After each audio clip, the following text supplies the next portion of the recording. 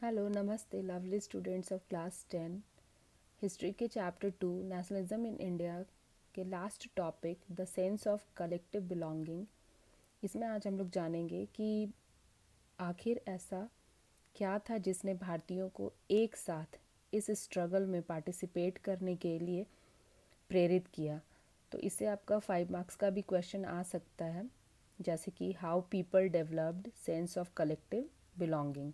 तो आंसर में आप इसके लिए 5 पॉइंट्स लिख सकते हैं। सबसे पहले तो जो पॉइंट है वो होगा कि ये एक यूनाइटेड स्ट्रगल था।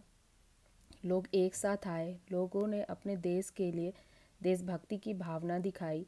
दूसरी चीज़ है कि भारत में भारतीयों को ये बताया गया कि अगर जो संघर्ष है वो अगर छोटे छोटे टुकड़ों में बंटकर किया जाएगा तो कभी भी भारत को आज़ाद नहीं कराया जा सकता है।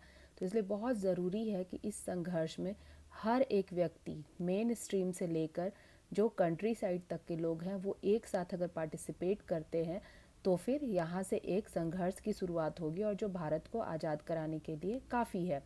दूसरा पॉइंट आप लिख सकते हैं कि ये इसमें कल्चरल प्रोसेस जो था उसने एक मेजर रोल प्ले किया था, जैसे कि हिस्ट्री है, फिक्शन है, जो लोकगीत हैं, उसके अलावा जो प्रिंट्स हैं, सिंबल्स और जो फोकलोर्स वगैरह हैं, इन सब ने लोगों के अंदर राष्ट्रीयता की भावना को बहुत ज़्यादा बढ़ावा दिया था। थर्ड पॉइंट आप लिख सकते हैं कि लोगों के सामने एक इमेज प्रस्तुत किया गया, जैसे कि जिसको कहा गया है भारत माता। तो आप एक चीज़ देखोगे कि जो लोग हैं, जो भी है, बच्चे हैं, सब लोग क्या है अपनी माँ से काफ़ी ज़्यादा उनको बहुत भावनात्मक रूप से जुड़े होते हैं। तो भारत को एक माता के रूप में प्रेजेंट किया गया। ऐसे भी आप देखो कि कभी आपने सुना है कि अमेरिका माता है या स्विट्ज़रलैंड माता है, ऐसा तो शायद ही कभी सुनने के लिए मिलता है। लेकिन भारत को एक ऐसे इमेज के रूप में प्रस्तुत किया गया जो कि एक माँ का प्रतिरूप है। तो लोग जो है वो भारत के इस इमेज से जुड़ना शुरू हो गए। और बंकिम चंद्र चट्टोपाध्याय जो हैं, जिन्होंने कि भारत माता का ये इमेज लोगों के सामने प्रस्तुत किया, और वंदे मातरम जैसी चीज़ भी इन्होंने ही लिखी थी, जिसने लोगों के अंदर देशभक्ति की भावना को बहुत ज़्यादा बढ़ा दिया था। नेक्स्ट पॉइंट आप लिख सकते हैं इंडियन फोकलोर। अब ये इंडियन फोकलोर क्या है, तो इसको समझना बहुत ज़रूरी है।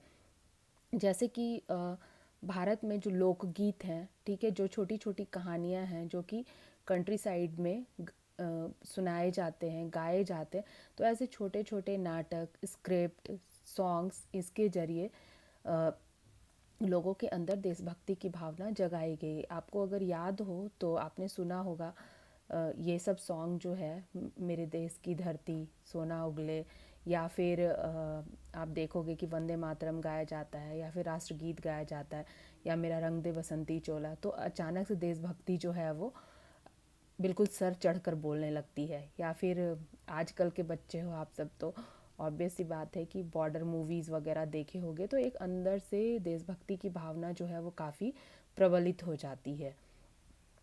उसके अलावा लास्ट पॉइंट हम लोग देखेंगे री इंटरप्रिटेशन ऑफ हिस्ट्री। मतलब कि भारतीयों को, जैसे कि ब्रिटिशर्स जो है वो हमेशा बैकवर्ड की तरह देखते थे और ये मानते थे कि ये कभी भी आप को गवर्न सही से नहीं कर सकते हैं। लेकिन ऐसा जबकि नहीं था। भारतीय जो है वो अपनी हिस्ट्री को बिल्कुल भी ग्रेटेस्ट अचीवमेंट की तरह देखते थे, चाहे वो साइंस हो, टेक्नोलॉजी हो, या फिर मेडिसिन की बात हो। क्योंकि चरक संहिता को अगर देखा जाए, या फिर सुश्रुत के किए गए कार्यों को देखा जाए, या फिर हम लोग एस्ट्रोनॉमी की बात करें, कौन सा ऐसा सेक्टर है जिसमें कि भारत जो है वो पिछड़ा हुआ है, तो ऑब्वियस सी बात है भारतीयों के लिए अपनी भारतीयता पे गर्व करना जो है वो बनता है। तो ऑब्वियस सी चीज़ है कि ये 5 पॉइंट्स जो है, ये 5 चीज़ें जो हैं वो भारतीयों को बिल्कुल भी एकत्रित कर दी थी इस स्ट्रगल के टाइम में, और लोगों ने जमकर हिस्सा लिया इस भारतीय संघर्ष में, अपनी देशभक्ति को दिखाया। विमेंस ने भी इसमें पार्टिसिपेट किया, और ये कुछ ऐसे इमेजेस थे, ऐसे सॉन्ग्स थे, हमारा इतिहास जो है वो इतना ज़्यादा गौरवान्वित था कि लोग जो है वो एक जगह, एक झंडे के नीचे, एक फ्लैग के नीचे आए और लोगों ने भारत के लिए संघर्ष किया, भारत को आज़ाद कराने के लिए संघर्ष किया। तो ऑब्वियस सी बात है कि हमें ये याद रखना होगा कि भारत जो है वो एक डाइवर्स कंट्री है, यहाँ डाइवर्सिटी है, लेकिन उसके बावजूद भी हम सब एक जगह रहते हैं और यूनिटी इन डाइवर्सिटी जो है वो हमारे देश के लिए एक बिल्कुल भी परफेक्ट लाइन है।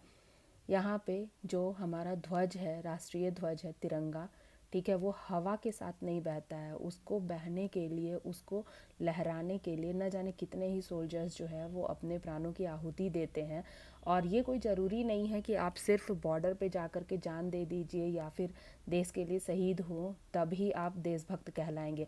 आप जिस चीज़ को कर रहे हैं, जो जिस काम में हैं, अगर आप अभी स्टूडेंट हैं तो आप अपने देश के प्रति अपनी नैतिक जिम्मेदारी जो है उसको बिल्कुल भी फुलफ़िल कीजिए और ये हमारे देश को आगे लेकर जाएगा। तो ऑब्वियस सी बात है कि मन में हमेशा ये भावना होनी चाहिए, मेरा देश महान, मेरा भारत महान, जय हिंद, जय भारत। ये चैप्टर यहाँ पे ख़त्म होता है। मुझे उम्मीद है एग्ज़ाम में आप लोग बहुत अच्छा करेंगे और ये चैप्टर बहुत अच्छी तरह पढ़ेंगे। जो भी आपकी क्वेरीज़ होंगी आप कमेंट बॉक्स में पूछ सकते हैं। अच्छे से पढ़िए, बोर्ड की प्रिपरेशन करिए, हंसते रहिए, मुस्कुराते रहिए।